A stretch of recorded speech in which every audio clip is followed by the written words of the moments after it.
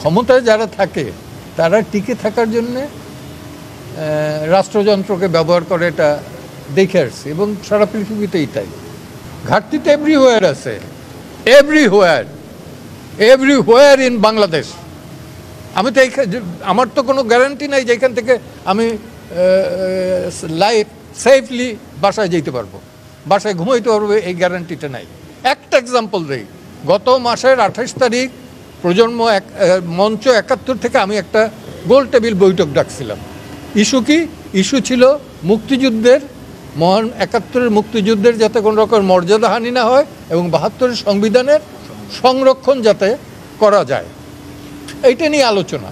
এবং যারা ছিল অধিকাংশ ছিল অ্যাবাভ 70 এইজের।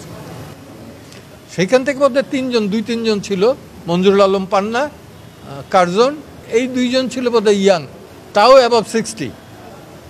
মব করা হইলো, যারা অ্যাটাক করলো, মব করলো, তাদের কারোর বিরুদ্ধে কোনো মামলা হইলো না। মামলা হইলো গিয়ে যারা ভিকটিম তাদের বিরুদ্ধে। সো এই আইনের প্রতি, এই অ্যাডমিনিস্ট্রেশনের প্রতি আমার শ্রদ্ধা থাকবে কোত্থেকে? সঠিকভাবে না, বেঠিকভাবে চলতেছে।